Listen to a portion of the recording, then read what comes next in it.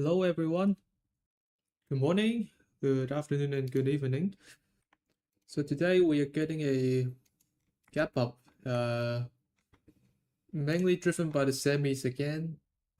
But I'm a little bit skeptical about this one, this gap up, because the semis, most of them are gapping up into the resistance, and yeah, the quantum's the closing weak yesterday, and today's gap up seems like a potential short to me.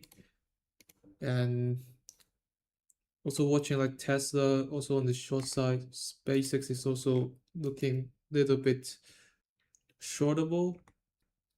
And this Oracle is back under the 9 and 21 again. And I I don't know. Like the only longs that I'm watching today will be like this fake. But since I'm not getting much traction recently, so I don't think I'm gonna I would try not to be like very aggressive today.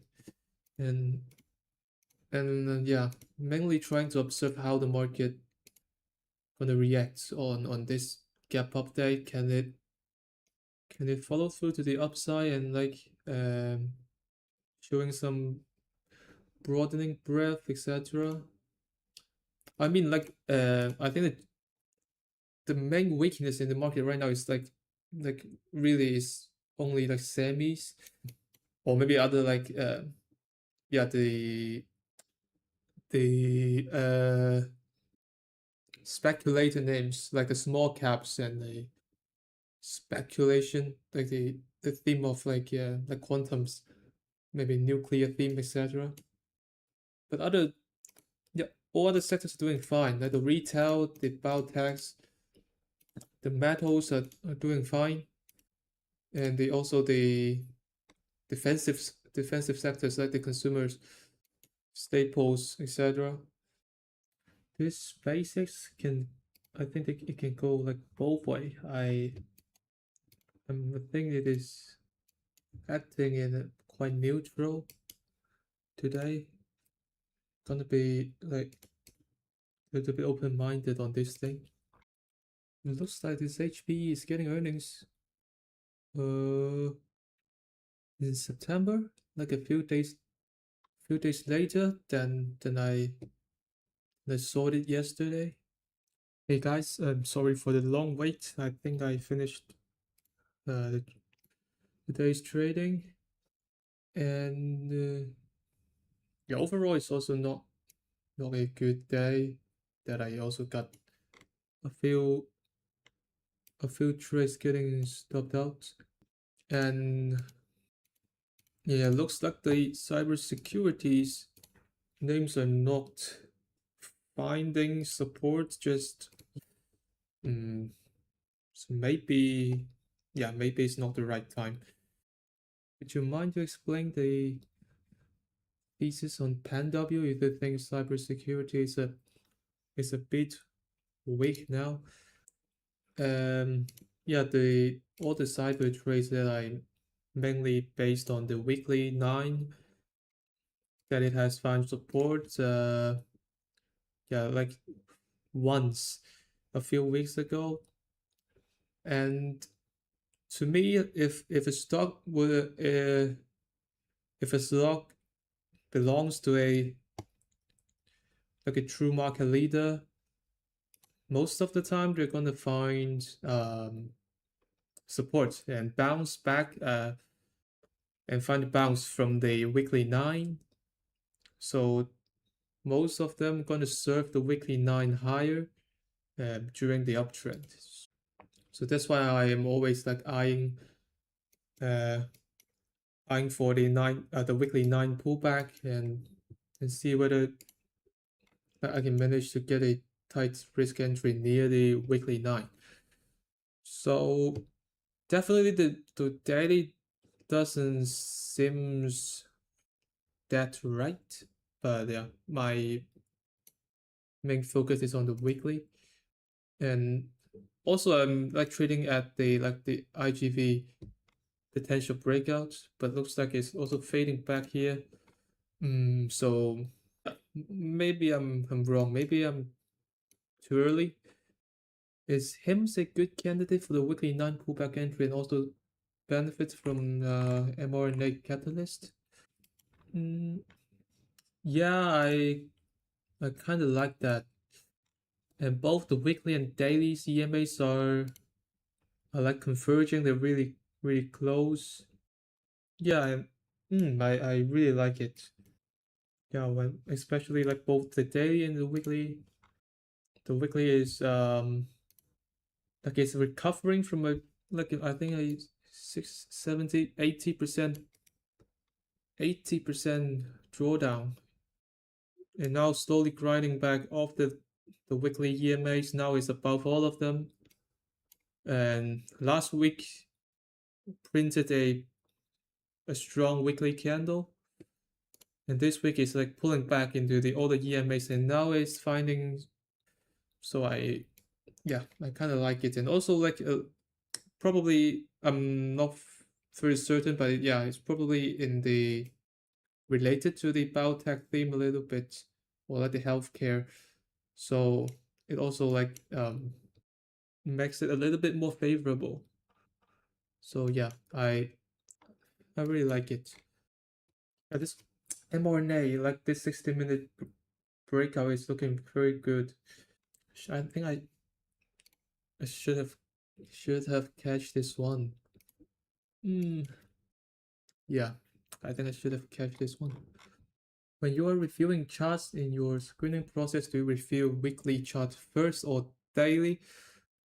Mm, generally, I will look at the daily first.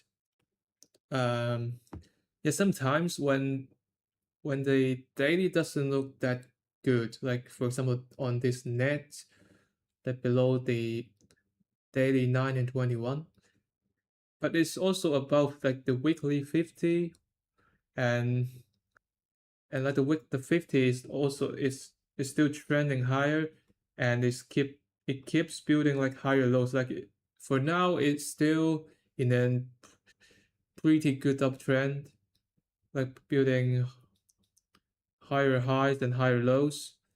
So sometimes if for a chart like that, so not looking that good like in the shorter term time frame, but um looks still fine on the like a longer term one, like a medium term one. So then I may um switch to the weekly chart to see whether like is this on a like a maybe a weekly key level, or maybe like a certain EMA on the weekly, or like certain the low of like the candle low of a certain bar, or yeah, etc. And yeah, but I generally look at the daily first. Hyrox tomorrow. Yes, I've booked a like a training class tomorrow, and I would try it out first. If it's too hard, it's not. If it's not for me, then yeah, I'm gonna ditch. mRNA's entry day was exactly on SPI SPI's 20 EMA pullback.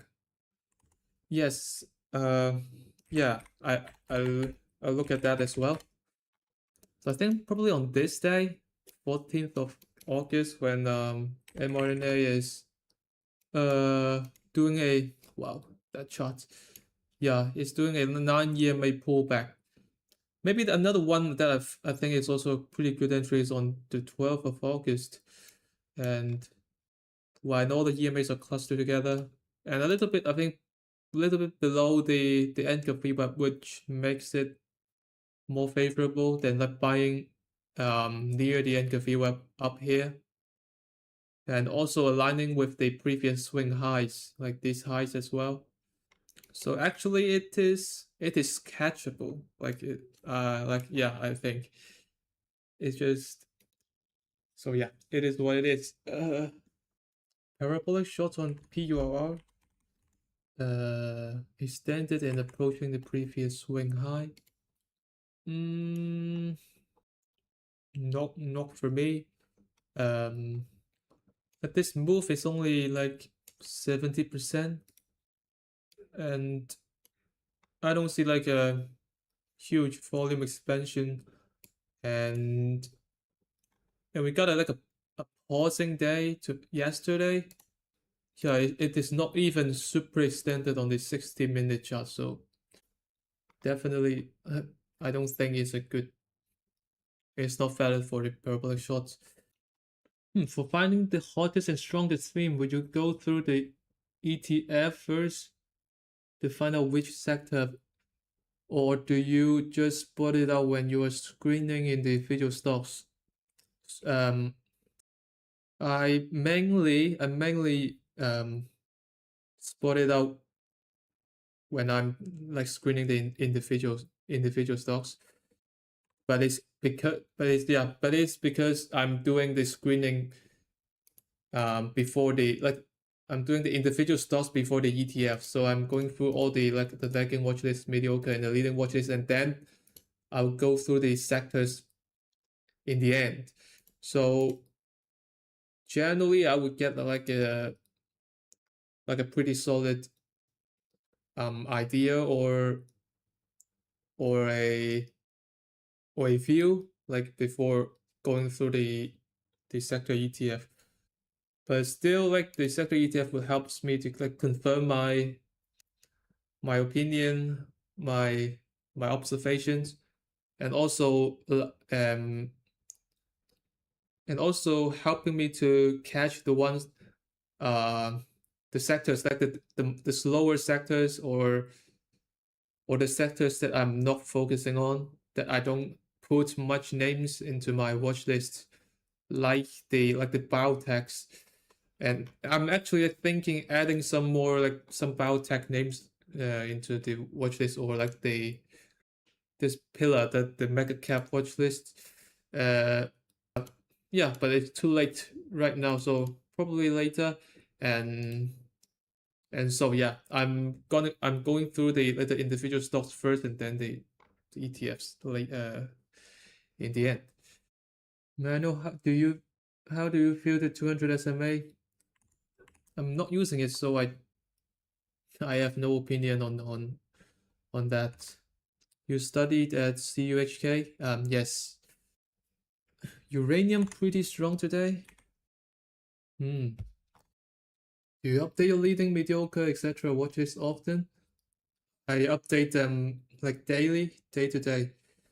What level are you planning to short? I thought about that today, but I prefer it to maybe show some weakness on the like the 4 hour chart first. Yeah, I don't want to be too early on this one. Maybe wait for the first close below the daily 9 will be much safer.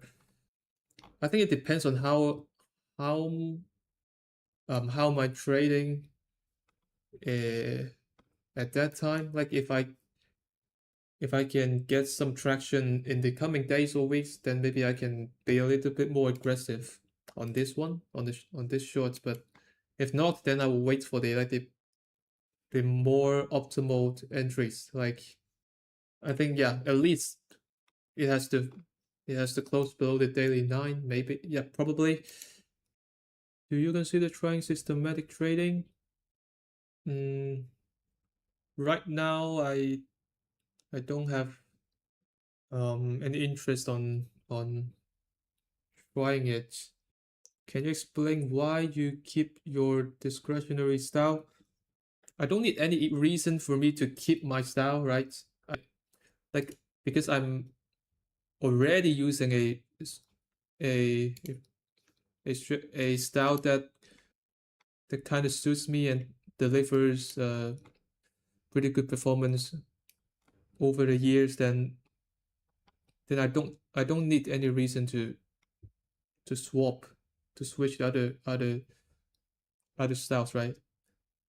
Actually, it should be why I need to switch, like why I need to go and try the systematic trading.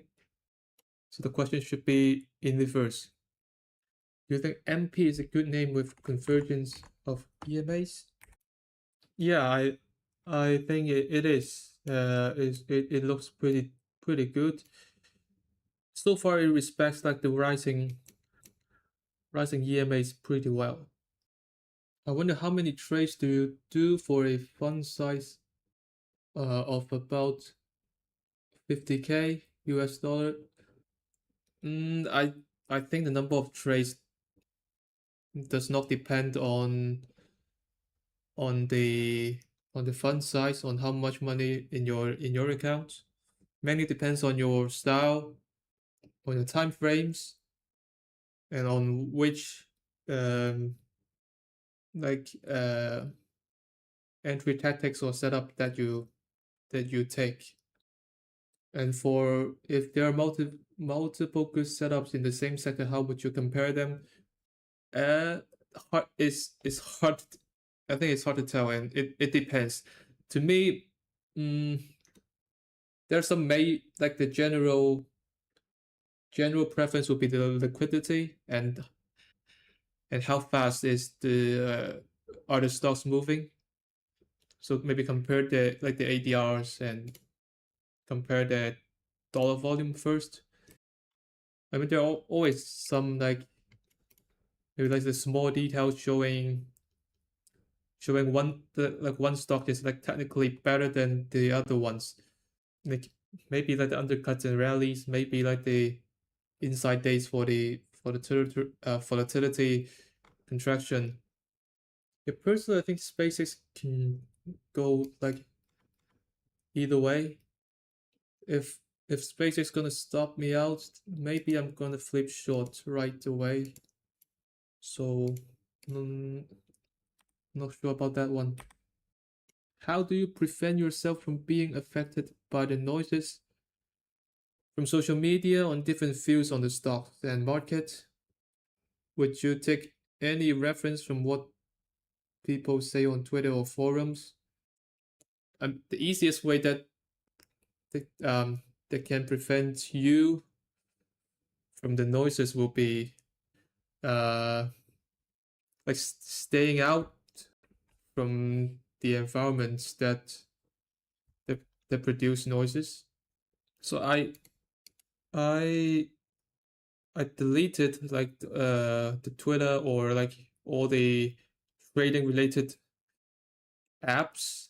Like I mean the like the more like the social media apps for a few months when I think that they are really affecting my trading poorly.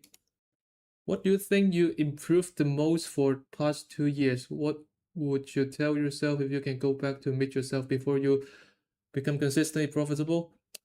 This is our yeah, this is a pretty hard question.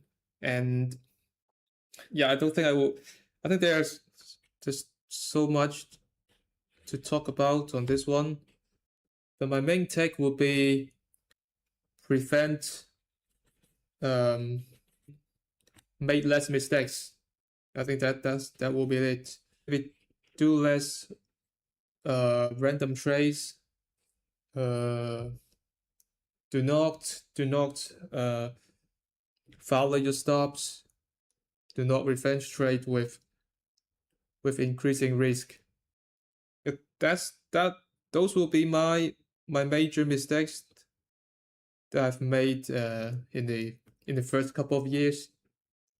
I think that every trader has their own has their own mistakes, and I don't think it's difficult to find them out. Like it would be like the more difficult part would be like how to prevent them, how to really counter them. I've read a quote from on Twitter.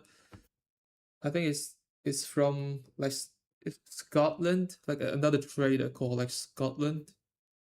But the quote is like the goal of uh of a speculator like is suck less, and I think that's very true.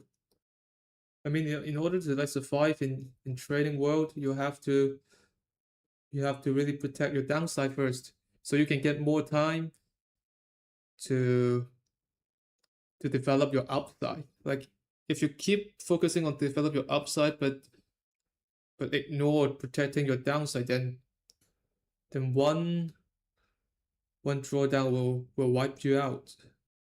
Will you cut your position before it touch your stop loss? I think 95%, maybe even like 99% of the time that I won't. Yeah, so most likely I will just let my stops to work and not gonna outsmart my stops. But definitely, like there are certain times that I will cut the position before hitting my stop, but it's like it really rarely. It happens really rarely. So this will be the end of today's stream.